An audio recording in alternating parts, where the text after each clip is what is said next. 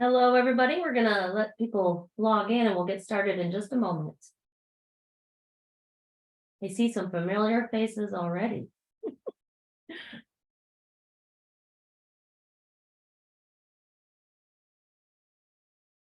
How's it going, Jeff?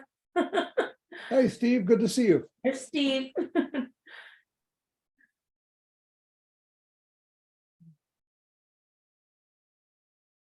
Okay.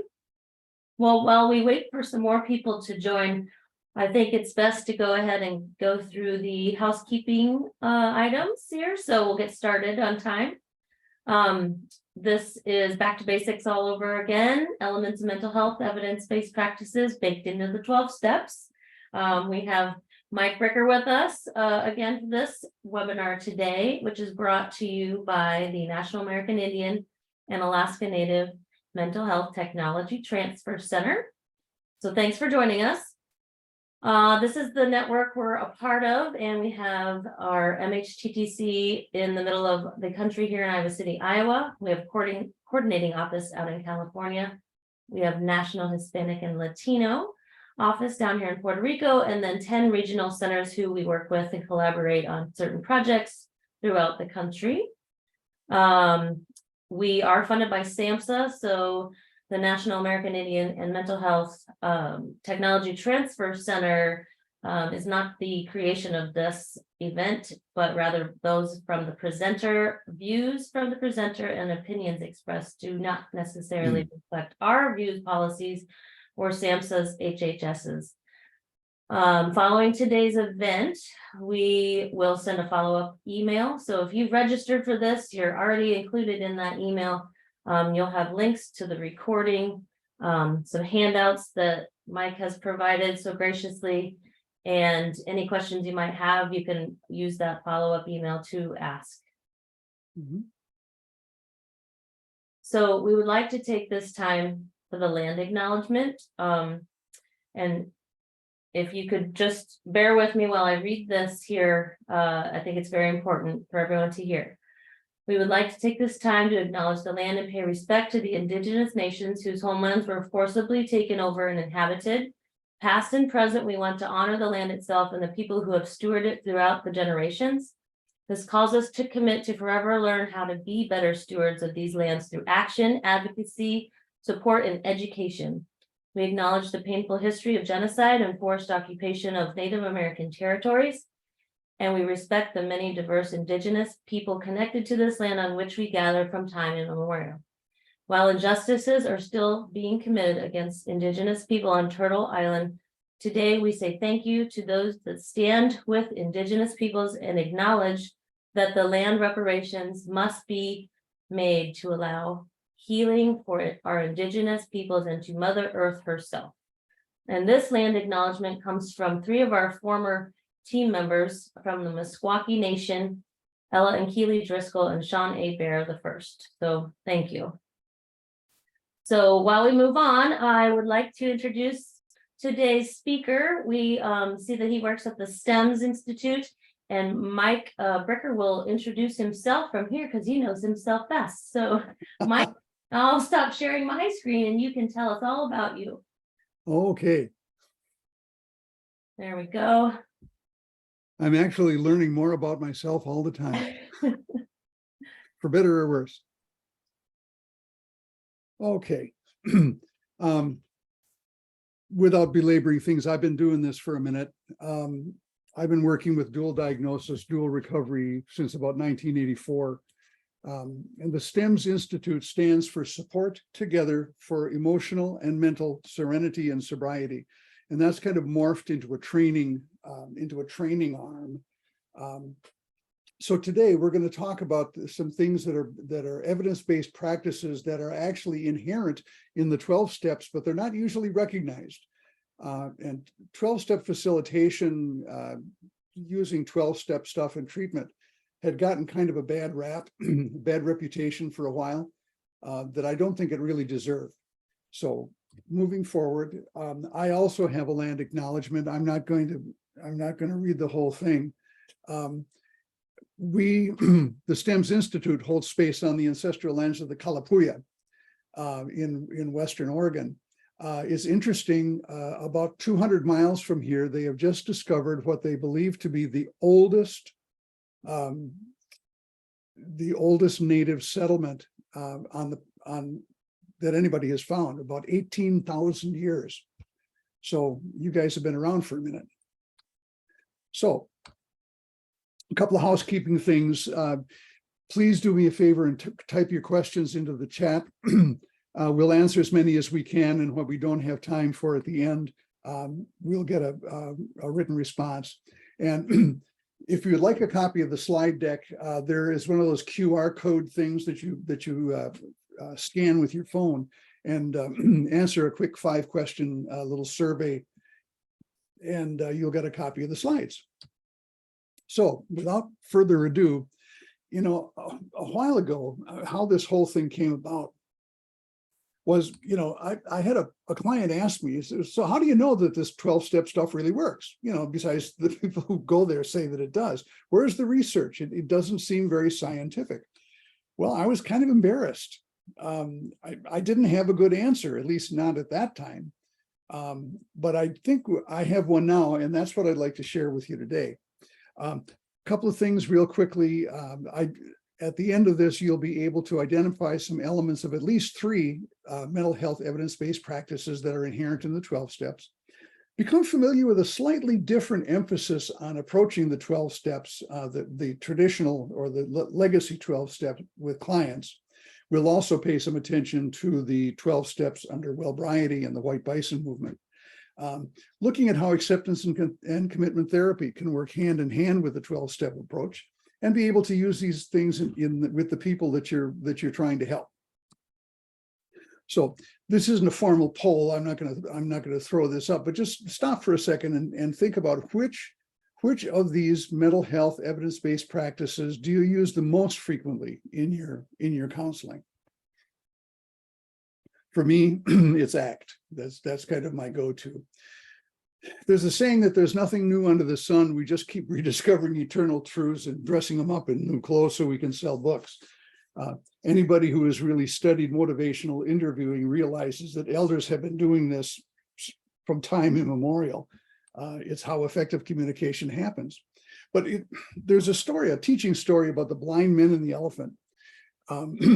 There's this in a village in India, these blind men, the 3 blind men, are going down to the river to get water, and they take the same path every day, so they know where everything is. And one day there's this big elephant in the middle of the path, and so they, you know, each one of them grabs a different part of the elephant, and one of them grabs the trunk and says, "Wow, an elephant's a lot like a snake." And another one grabs a tusk and says, "No, elephant is a lot like a spear." And one in the back grabs the tail and says, "No, you guys are both wrong. An elephant is a lot like a rope." And the result is, who's right? Well, they're all kind of right, but they didn't really capture the essence of elephantness. So I kind of challenge you to park some of your preconceptions at the door, and we'll take an eagle's eye view of the whole territory. These are some principles that come from NIDA, the National Institute on Drug Abuse, recognizing that it's a complex behavior but treatable disease that affects brain function and behavior. No single treatment is appropriate for everybody. Obviously, we have to have treatment available. Effective treatment addresses multiple needs of the individual, not just their substance use. Remaining in treatment for an adequate length of time is really important. Behavioral therapies, including individual and family, are the most commonly used forms of treatment. But medications can be an important element for the treatment of many patients, especially when they're combined with these other behavioral therapies. The individual treatment plan has to be a living document. It has to be reassessed and modified as things move along. As we all know, many people who suffer from addiction also have other mental health disorders that need to be addressed. Medical detox, or actually rehab, is really only the first stage of addiction treatment and does almost nothing to change long-term abuse. Another thing is treatment doesn't have to be voluntary in order to be effective. And drug use during treatment must be monitored continuously, as lapses during treatment do occur. This is really critical. here in Oregon, there's a lot of attention being paid to medication-assisted treatment, but the people who are doing it are not doing UDS monitoring. And to me, that's unethical. By the way, I was just talking with Megan a few minutes ago. In September, we'll actually have a workshop on medication-assisted treatment, not just for opioids, but for other disorders as well. Poor Jack. This is the 12-step facilitation workbook. This is the one that came out of Project Match. It's sold by Hazelden. It's good stuff. $445, but if you're running a treatment program, that's a pretty good investment because you get to use it forever. And there are workbooks that you can print out. There are DVDs and things like that you can do. But if you're on a little bit tighter budget, the 12-step facilitation therapy manual, because it was done with public money, there's a free download. Now, you don't get all of the, all the bells and whistles, but if you're looking for something that is a truly evidence-based practice of the 12-step facilitation, this is the place to go. Project Match back in the 1990s, middle 1990s, they spent, I think, $7 million to find out, looking at different types of treatment and which things worked best for most people. And what they found was that people who stay in treatment do well, and people who don't stay in treatment don't. And one of the things that they also discovered, which is no news to us as mental health and substance use clinicians, it's the relationship that heals. It doesn't matter particularly what, different evidence-based practices may be a little bit more accessible for certain patients. But basically, it's the relationship that we're able to forge, the caring relationship with our patient, is really what's the thing that really does the healing. Now, this is an older article, but looking at how CBT, or cognitive behavioral therapy, is kind of woven in. When you look at the slogans and some of the guiding principles of the 12-step programs, it's really teaching us how to rethink the process of our substance use disorder, and looking at how we can change our thinking. Things like think through the drink, this too shall pass. It's the first drink that gets you drunk. One day at a time, let go and let God, live and let live. All of these things that we hear so often, there's really a form of cognitive behavioral therapy. Then we have the behavioral part, common phrases that we see at AA meetings. People don't go to meetings, don't get to hear what happens to people who don't go to meetings. The next one, don't drink no matter what, even if my ass is on fire. This was something that I learned from one of my sponsors early on. I consider myself a person in long-term recovery. But he taught me that. He's the first thing in the morning, you make a commitment. I'm not going to drink today, no matter what. Doesn't matter if I get hired, I get fired, my truck doesn't start, my dog dies. I'm not going to drink today. If I really want to drink tomorrow, I can. But today it's already too late because I've made a commitment to my sobriety today. So Ken Minkoff is really one of the first people to really, in the clinical side, to really pay a lot of attention to co-occurring disorders. And he has this comprehensive continuous integrated systems of care, which has been kind of recycled by William White about 15 years ago almost, into recovery-oriented systems of care. But when we look at the acute stabilization phase, we look at these and they line up pretty nicely. Step one is abstinence. That's the acute stabilization. The rebirth of hope is what happens in steps 2 and 3. 4, 5, and 6 are learning how to live with myself. That's the ongoing stabilization. Then 7, 8, 9, and 10 are really rehabilitation, or sometimes habilitation, because we're not always giving someone back something that they once had. Sometimes it's a brand new experience. And then 11 and 12 have to do with the recovery and learning why am I learning to live this way? Again, motivational interviewing, the core concepts. Expressing empathy. Steps 2, 8, 9, and 10 are really about making connection with ourselves and with other people. Developing discrepancy, what are my values and how far has my drinking or drug use taken me away from the things that I profess to be important to me. Avoiding argumentation, steps 10 and 11. Rolling with resistance, steps 3 and 7, and supporting self-efficacy. So the motivational interviewing piece fits in very nicely and is actually written into the 12 steps. The trans-theoretical model, this is the stages of change stuff. Pre-contemplation, this is I use this a lot with folks. Pre-contemplation means one of two things. Either I don't realize that I have a problem, or more likely, I've misinterpreted, I've misidentified what the problem is. And the classic example that I use, I ran the methamphetamine drug court program here in Oregon for 10 years or so. And the classic example is, those damn state troopers have got nothing better to do than drive around looking for people with burned out taillights so they can pull them over and find meth in the glove compartment. They've kind of misidentified what's the real cause of the problem. Then, and by the way, step 0, getting ready to be ready. It's an older book. It's from the early 2000s, but it's really very good. It kind of really addresses a lot of the pre-contemplation stuff. Then contemplation, looking at steps 1 and 2. We're beginning to prepare to move forward, and that's where steps 2 and 6 and 8 and 11 become very important. Then there are what we call the action steps.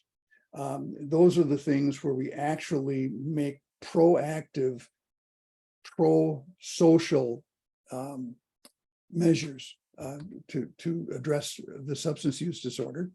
The maintenance, what we call the maintenance steps, 6, 7, 10, and 11. And then relapse or recycle. Brief therapy. I was privileged to do some work with Berg and DeShazer back in Milwaukee, Wisconsin when I was there. And brief therapy has nothing to do with duration. You can do brief therapy for years, but it's how you approach each session that's a little bit different. And one of the big things for them is defining the solution, not the problem. And they believe in the miracle question.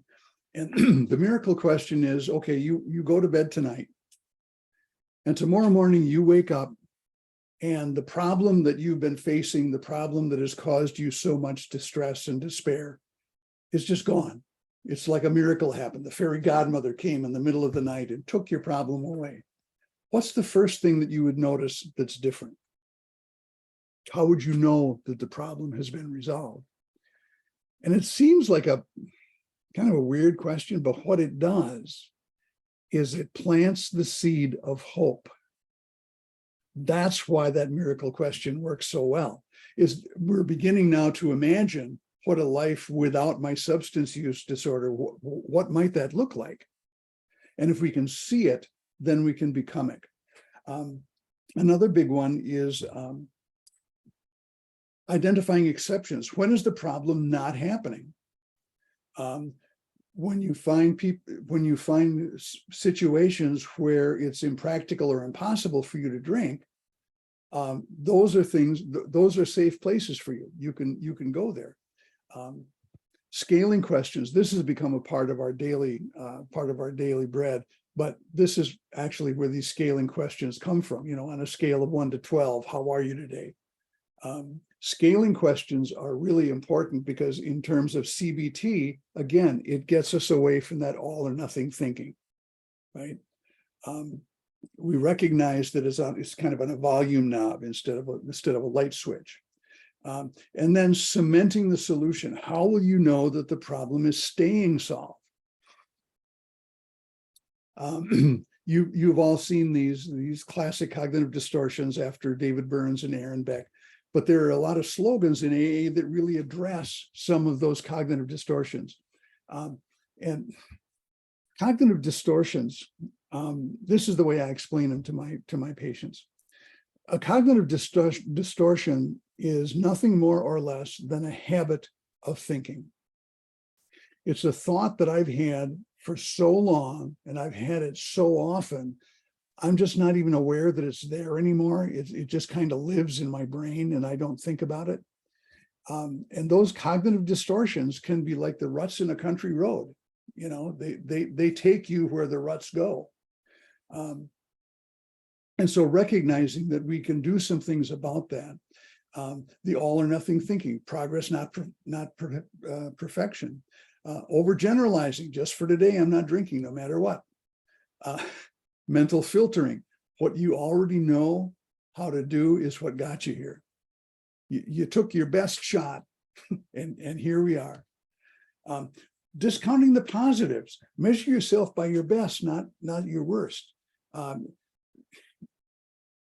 Human beings have by nature, we are hardwired to notice lack. We are hardwired in terms of survival to notice things that are missing, because that might be dangerous.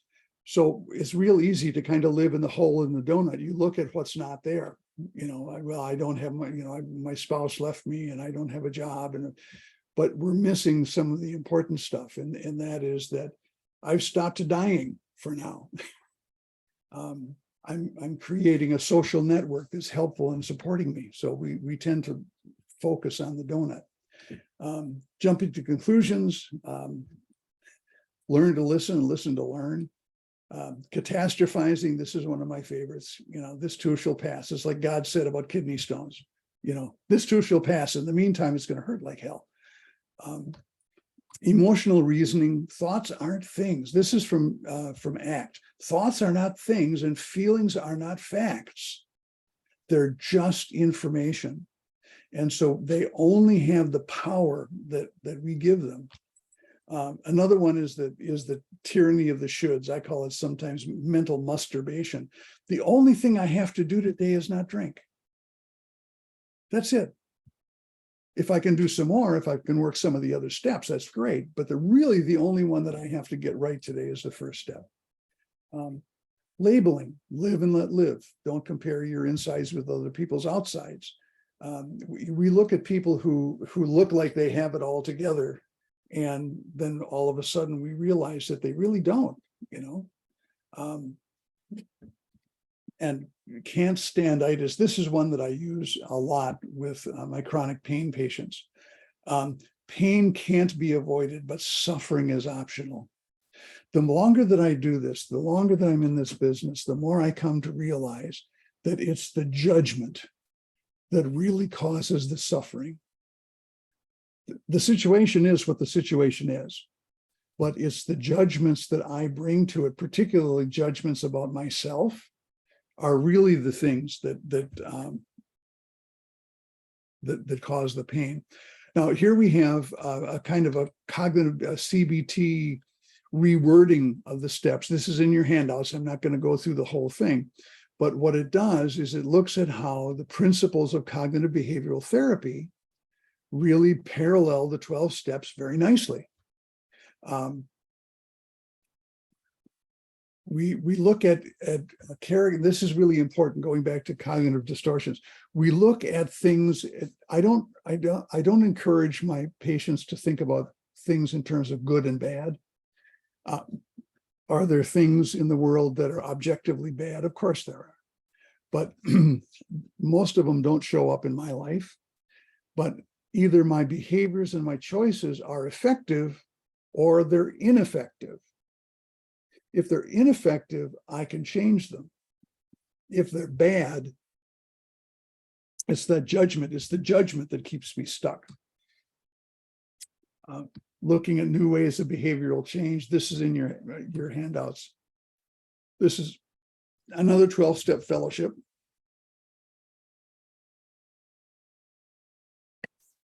So more cognitive behavioral therapy. This is a more thoughtful approach to the 12 steps.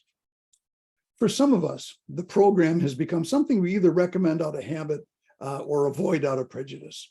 The steps become kind of like the Our Father or the Pledge of Allegiance, something that we can recite from memory, but we really haven't thought about them for a long time. So let's take another look at it. To begin with, The primary function of the 12-step programs of AA and Narcotics Anonymous and similar fellowships is to get people to stop their addictive behavior. I would submit to you that that's false, because nowhere in the steps does it say you can't drink. Not only that, but alcohol and drugs are only mentioned in the first half of the first step. The other 11 and a half steps are, holy crap, now what? Now that I've given up my number one coping skill, how am I going to manage my life? So really the 12 steps, I don't think have that much to do with quitting drinking. If we don't do that piece, none of the rest of it works, obviously. But that's not the primary purpose, because all of the other steps are aimed and targeted at health and healing. This is in your handouts. I give this to my patients. There's also on the handout, if you flip it over, there are the 12 steps and 12 promises in order. But looking at these things, how important are these things? Getting into touch with how my life really is, finding out who I really am, both the good and the bad. And these are the 12 steps in order. So going through the steps, we admitted we were powerless over alcohol, that our lives had become unmanageable. Well, which words just kind of jump out at you? And are these maybe the same words that our patients have trouble with? What if we turn it around? We admitted that our lives were unmanageable because we kept losing our struggle with alcohol. I think the first step of the Wellbriety steps addresses this very nicely, because what it says is I've lost control. But if I once had control, that means I can have control again. It's different from unmanageable, I think. So what our clients hear when we say that is,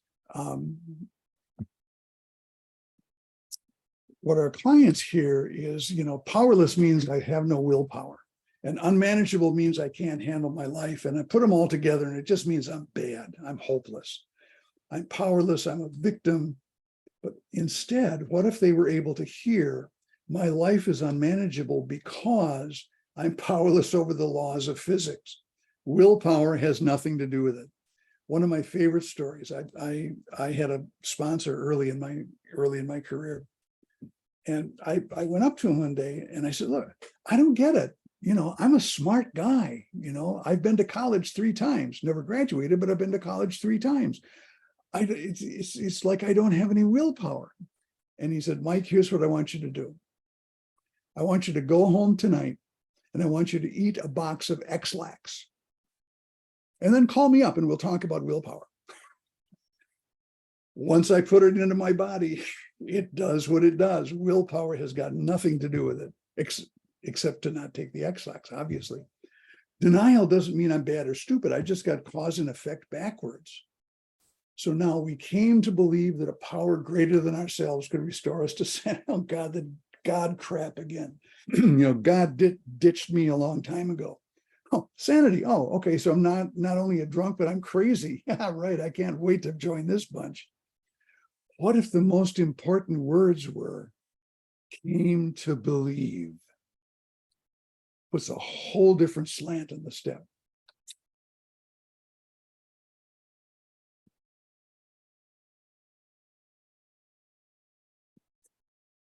We made a conscious effort to turn our will and our lives over to the care of God as we understood him. Don't these people ever stop with the God stuff? God never understood me. Why should I try to understand him? I'll just get punished for all the terrible things I've done. What if the important words were made a decision? Active verb. Made a searching and fearless moral inventory of ourselves. Oh yeah, right. Moral, searching, fearless. Maybe next week. I get to write down every lousy, awful, shitty thing I've ever done. Where's my pen? This is the step that stops a lot of people cold. They get to this and they just can't stand it. They can't stand the cognitive dissonance. What if the important word is inventory? In an inventory, you count everything, not just the bad stuff. You think about your checkbook. Do you only record the checks but not the deposits? There has to be a balance. And when I did 4th steps with folks, which I don't anymore, but when I did 4th, I would have them draw a line down the center of a piece of paper. Left-hand column is things about myself that I don't like and I want to give up. The right-hand column is things that I like about myself that I want to keep. And I wouldn't let them put something down in that left-hand column unless they could think of something in the right-hand column to balance it. Because it forces them out of the donut hole. Admitted to God, ourselves, and another human being the exact nature of our wrongs. I just know I'm the only person who's ever done this stuff. I don't want anybody to know what I've done. Maybe I'm one of those poor unfortunates in the big book that just can't seem to make it. But the 5th step really is how we reclaim our response ability, our ability to respond. I'm taking ownership for what I've done. When I own something, I can decide what to do with it. I can put it behind me, I can throw it away, or I can carry it around my neck like an albatross for the rest of my life. Until we own our faults, they own us. And that's why the 5th step is so freeing for a lot of people. We're entirely ready to have God remove all these defects of character. Warning, your past in the rearview mirror is closer than it appears. The key to the 6th step, I think, is not defects of character, it's readiness. It's realizing that if we don't shed our old behaviors and our ways of thinking, we're going to be forever squirming around in a soul that's 6 sizes too small. And like those objects in the rearview mirror, those old habits are always closer than they appear, ready to trip us up when we least expect it. One of the things that I tell my folks is, it's not the car you see that runs you over. It's the one you didn't see coming. Humbly asked him to remove all our shortcomings. What's the 2 most important words in this step? I believe that it's humbly asked. If we're humble enough to realize that we're not perfect and wise enough to ask for what we need, how many of our shortcomings have already been removed? Made a list of all the persons we had harmed and ready to make amends to them all. Instead of focusing on our guilt over all the people that we have harmed, the key to this step might involve becoming willing and then taking action based on that willingness. This is the responsibility stuff again. The universe runs on balance. Here's a chance to unkink our karma. We continue to take personal inventory, and when we were wrong, promptly admitted it. The 10th step has never been my favorite, but I get lots of practice at it. We tend to focus on the words, admitted we were wrong, and forget again that the inventory counts everything. It counts the positive as well as the negative. 11th step, sought through prayer and meditation to improve our conscious contact with God. Lots of us were put off by the God stuff. Some people have a great deal of difficulty believing in a personal God.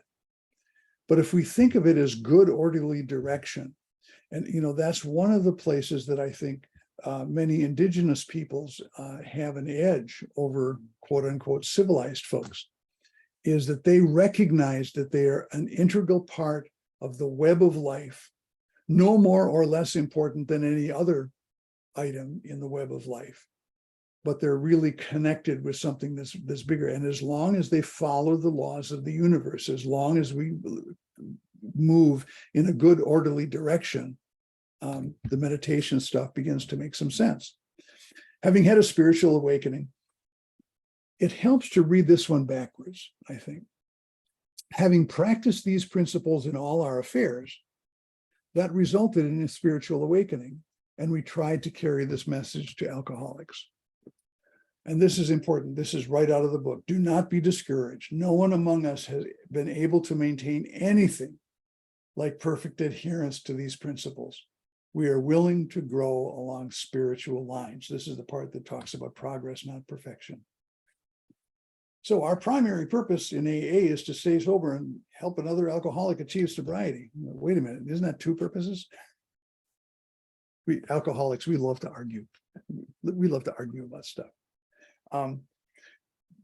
Think for yourself and maybe jot this down if you'd like to. Now, this is in your handouts, this a table with all of the stuff that we just went through. Do you think this different emphasis on the steps might be more helpful for your patients? Okay, DBT, dialectical behavior therapy. Some characteristics of it. It's manualized and certified. You're supposed to get certified in order to be able to do DBT. Is very specifically structured. It focuses a lot on skills building and homework, skills cards and diaries and stuff like that. It's based on some key assumptions. And one of the assumptions is, and I think that this is really important, people are trying their best and they really want to change. People are trying their best. They're doing the best with what they know how to do. Our job is to help them find some other things that they don't know about. This is the dialectical part. We didn't cause it and we have to fix it. Insight is nice, but skills work better. All behaviors are reactions. All behaviors are reactions to something, either internal or external. And this is really key for us, and especially if we do milieu therapy. People do well when they can. If we can create what Don Coyhes calls the healing forest, if we can create this vibrant community that's rooted in tradition and values, people can do well.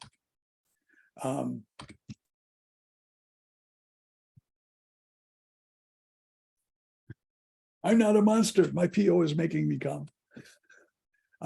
If you really want to go all in with DBT, dialectical behavior therapy, and the 12 steps, this is a wonderful thing that's available from Hazelden Publishing. That really it juxtaposes some of Linehan's writings with phrases from the Big Book, and it goes through it goes through all of the Dear Man skills and all that kind of stuff. It's not cheap. I forgot to put the price on the slide, but it's not cheap. But if you're willing to go in, again, it's some wonderful stuff. Here's something that's a little bit easier and free. Looking at the fact that we have two brains, but we have one mind. And we have the rational or rationalizing mind when it gets hijacked by the limbic system, where reasons can become excuses. And then we have the emotional mind, which is where stinking thinking and trauma and all that stuff lives. And where those things overlap is the wise mind, or what I call a recovery mindset. And here's a little worksheet that asks people to figure out kind of where they're, oops, let me back up again. What are the things, what am I saying to myself? What am I aware of going on in this internal dialogue? And which of these circles does it belong in? This is the skill set. I'm pretty sure this is in your handouts. DBT, looking at the core skills, again, it dovetails so nicely with the stuff from the 12 steps. The four key things are, radical acceptance, opposite action, distress tolerance, and emotional self-regulation, and effective interpersonal relationships. For a second, it wouldn't come back to me. So again, all of these things are very nicely covered in the 12 steps. What about behavioral interventions? Well, we've got contingency management. We've got coins and key tags. We got celebrations of sobriety, days, months, and years, elevations to positions of service, and the community reinforcement model, where welcoming applause for new members, sobriety celebrations, and becoming eligible for sponsorship. Now, ACT, this is one of the ones that I really like. I use this a lot. This originally came from some work that I did up in Alaska. ACT looks at 4 cognitive processes that keep us trapped in the problem, and they use the algorithm fear. We all know what fear stands for. This is a little different. Although one thing that I like about the fear, everybody knows that fuck everything and run, or face everything and recover. Another one that I really like is false evidence appearing real. And that's really kind of what happens with because we have cognitive fusion, that we get fused, we get hooked up with certain ideas. Some of the evaluations and the judgments that we bring are not helpful.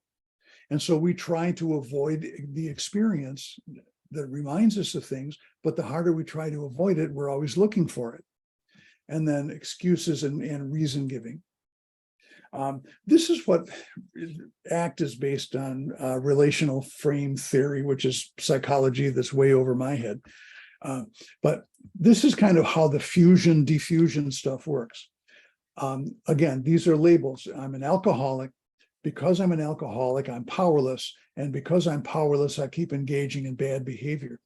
But now this is kind of like the distributive principle in arithmetic. 2 things that are equal to the same thing are equal to each other. So what happens is we have this cognitive fusion between the alcoholic powerlessness and the bad behavior. And so now I try to change my bad behavior. But that just keeps me trapped in my story. So the answer then is to act, to accept these unwanted private experiences and external events for what they are, not what they appear to be. They are what they are, not what they say they are. Committing to a set of valued life directions that could revitalize a sense of purpose and meaning, and take action to build larger patterns of committed action consistent with these valued ends. Now, acceptance is a funny word.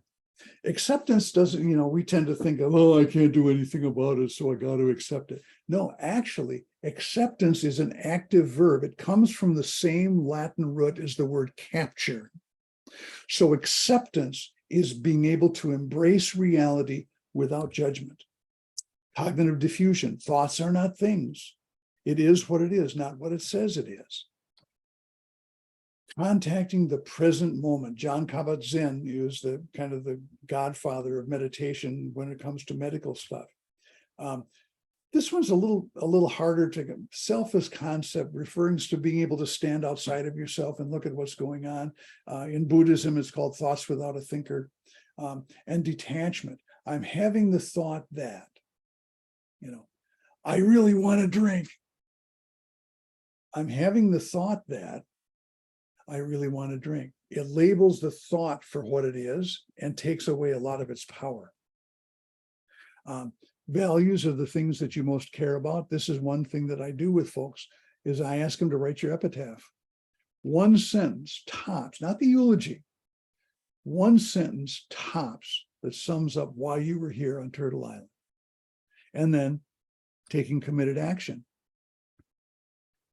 So in ACT, which one of these is not part of the fear algorithm? There is nothing in here about acceptance of the disease. Some bumper stickers that are inspired by ACT. Fears are not facts. Thoughts are not things. They don't have any reality other than this 3-pound universe that I carry around on my shoulders. Emotions are not events, and ridicule is not reality. So they break down ACT into mindfulness and acceptance processes and commitment and behavior change processes. And if you look, it covers the steps very, very nicely. The 12 core functions of ACT, creative hopelessness, recognizing that my efforts to control the problem have become the problem. The only way that I can prove that I'm not an alcoholic is to drink and not get into trouble. But that hasn't worked. Looking at control as the problem, applied willingness, the willingness to do something different. Cognitive diffusing language, separating the thought from the emotion. One of the things that they talk about in ACT is creative hopelessness. And you probably have heard this if you've been around meetings at all. You know, when you find yourself in a hole, stop digging. Now, the Wellbriety, the red road to sobriety. Now, I'm not going to presume to try and teach you guys about Wellbriety. Many of you have been doing it longer than I've known it existed. But it's something that I've been very, very interested in and as active as I can be. There was for a long time, there was a thriving hearth, a fire here in Eugene that kind of fizzled away with the pandemic, and hopefully it's going to be back. But the important thing I think about the Red Road is that it really looks at community recovery, not just the individual person, but looking at the whole community. This is some of the research that goes into it. This is a little bit older, but is one of the really looks at research that supports this as an evidence-based, again, as an evidence-based practice. The Wellbriety and the Red Road, as you know, they draw on millennia of native culture and indigenous wisdom. And so what Wellbriety means, according to Coyhes, is sober lifestyles, wellness, a balance of mental and physical and spiritual and emotional, balancing out the quadrants of the medicine wheel. It's deeply connected. It's deeply tied into principles, values, and natural laws. It's living in the world the way the Creator made us to live in the world. Walking the Red Road, and here's that really key phrase, creating a healing forest. It's founded by Don Coyhes, which merges the 12-step model with Native American traditions and worldviews. The focus in Wellbriety is recovery for entire communities, not just individuals. And that's, I think, one of the key distinctions. As you know, it puts the steps on the medicine wheel, looking at, steps 1, 2, and 3 are finding the Creator and cementing my relationship with whatever that is. Steps 4, 5, and 6 are finding myself. 7, 8, and 9 are following your relatives in the West. And in the North is finding the elders' wisdom. So when we look at the 12 steps on the medicine wheel, in the East, the focus is on finding the Creator.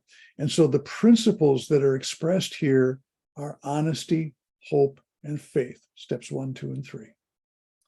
Then in the South, the focus is on finding ourselves. In some wisdom traditions, the South is where kind of the mouse lives. It's kind of the small world view, looking at developing my own courage and my own integrity and my own willingness to do something differently. Then in the West, we begin to really hook up with our tribe, basically. Focus on finding our relatives, not just blood relatives, but the people who share common values with us, people with whom we hold common cause. And so here, humility and forgiveness and justice are the things that are really important. So those are the principles that we find in the West. And then in the North, we find the elders' wisdom. And step 10 is about perseverance. Step 10 is about staying on the Red Road, even when I've stepped off it for a minute onto the shoulder by doing something.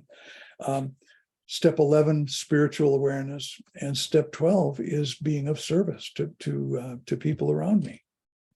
So these are from Coyhes. These were the things that came to him in a vision back in the middle 1990s. And he recognized these 4 universal laws of change. All change comes from within. But in order for development to occur, it has to be preceded by a vision. If you can see it, you can become it.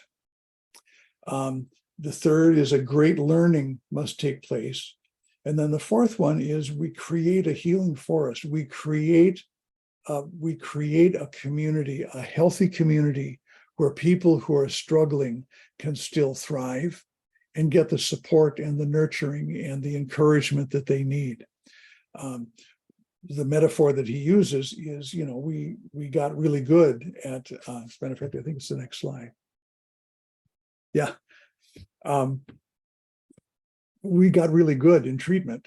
We take people out of the forest. We take the sick tree out of the forest, and we get them into treatment, and we get them sober, and we send them out with coping skills and not psychoeducation and all that kind of good stuff. But when they go back home, they're going back to perhaps the same toxic trauma underground that really takes a toll.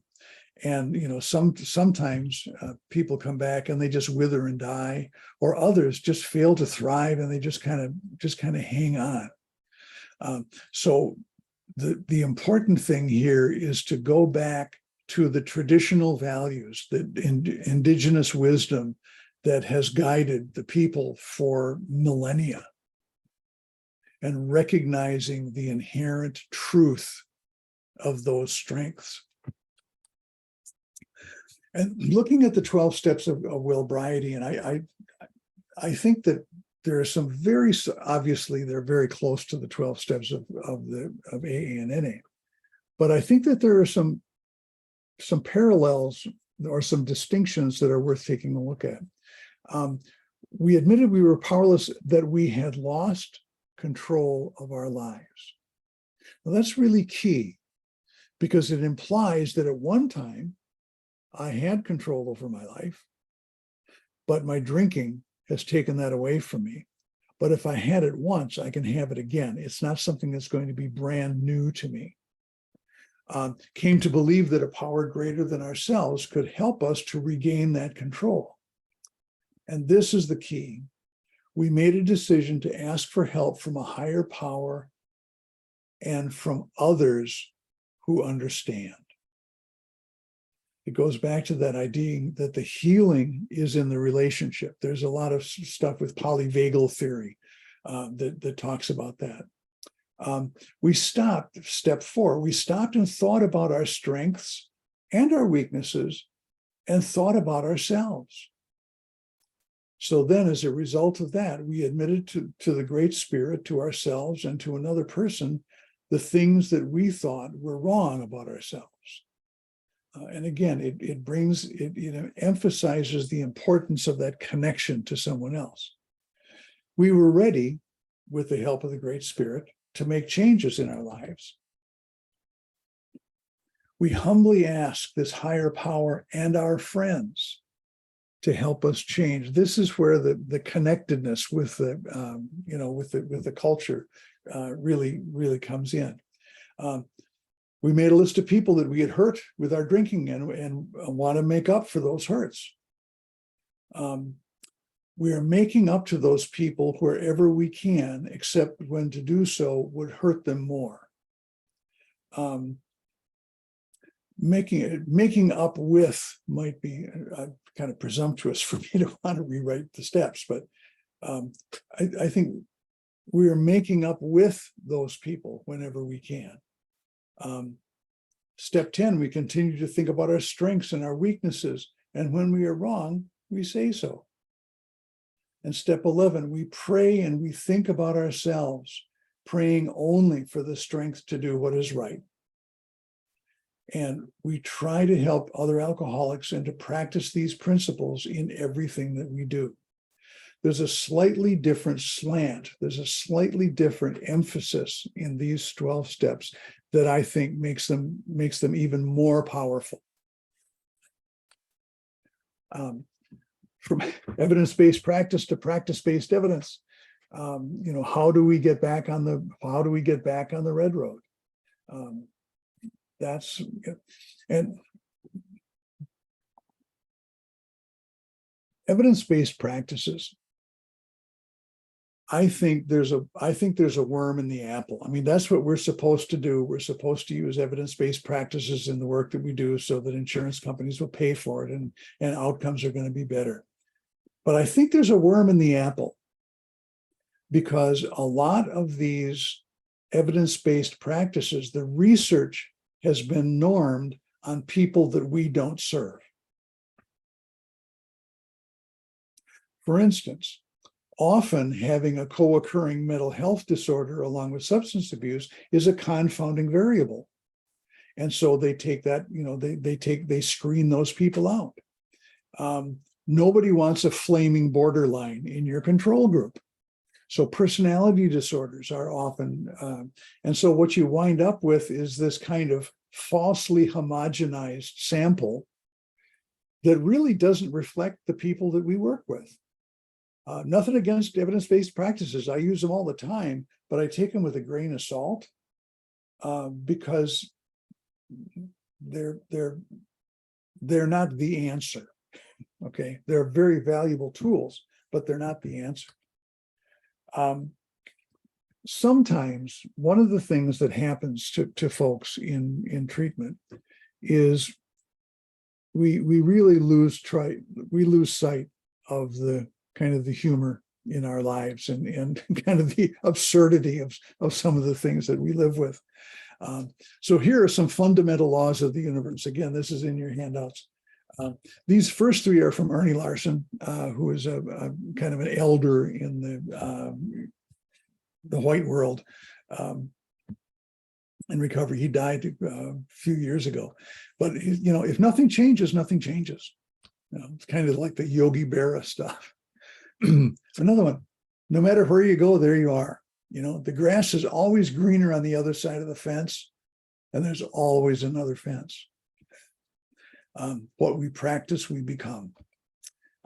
Contrary to popular belief, the law of cause and effect has not been repealed. And compared to nuclear winter, is this a big deal? This kind of speaks to the catastrophizing of this is the worst thing that's ever happening. This one is really key. When what you're doing isn't working, the answer is never to do it harder.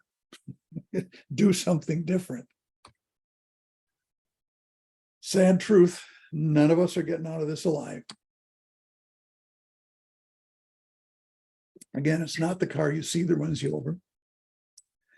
This one, you can't fuck with physics. The laws of physics don't change no matter how much you don't like them. Gravity doesn't care if you agree with it, right? This goes back to the natural laws that we've been talking about in the Wellbriety movement. There are certain ironclad rules of the universe that we can't, if we ignore them, things don't work out very well. Your life is nobody else's fault, but it is your responsibility. That's the DBT stuff again. Nowhere in the book does it say that life is fair. The fair comes to town once a year with rides and cotton candy. This one is really key. Recovery is a contact sport. Sorry, the spot at the center of the universe is already occupied. This one is from Robert Heinlein. Tanstoffel, there's no such thing as a free lunch. If it seems too good to be true, it probably is. This one is really key, I think. How do you eat an elephant? One bite at a time. It's the only way you can eat anything. We just have to keep nibbling away at the problem until we gnaw our way down to a solution. Want to know what you think of yourself? Look at who you hang around with. Nobody's normal. Normal is a setting on your washing machine. I'm sorry, but the job of supreme being has been offered to an applicant with superior qualifications. By definition, all narcissistic wounds are self-inflicted. I'm wounding my own ego. Buddha reminds us that not to decide is a decision. And coincidence is just God's way of staying anonymous. So these are, they're available to you by all means. Use them, hand them out. We have to remember it's an honest program. And with all the stuff that's been coming out about artificial intelligence, I want to point out that this presentation was created using real intelligence. No AI bots were harmed in preparing this presentation. So I want to thank you. I want to thank you all for the work that you do to bring hope, help, and healing to the people that you serve. This is not easy work, but for me, it's the only work worth doing. This is how to get a hold of me if you want.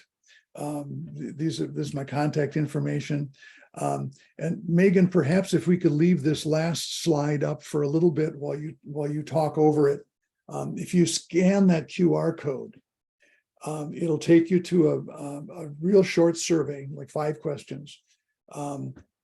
Entering this code on the screen, when it asks you, just type in 12 steps, and you will get a download of a PDF of all of the slides that we just saw. There are a couple of small changes, but so I want to thank you for your time and for your attention and for all of the good work that you do. I really appreciate the work that you do, and I feel really privileged to be able to share this time with you. So thank you. Miigwech. Thank you again, Mike. As always, brilliant and humorous at the same time. You're being real. I love it. People have commented in the chat. Thank you for all your do. One person said they did the survey, but there was no place for the password or to download the slides. So Mary, just know if you're trying to do it and it's not working, it'll come in the follow-up email. But I think Mike wants your feedback on this portion. And also some feedback for you too, Megan, because one of the questions is, what other kinds of topics would you like to see? Mm-hmm. Yes. And so I will, when I look at that, I will share those with you. Okay. Yeah. So if this works, great, and we can get the feedback from Mike's presentation along with the GIPRA information, we'll be good to go in all aspects. Okay.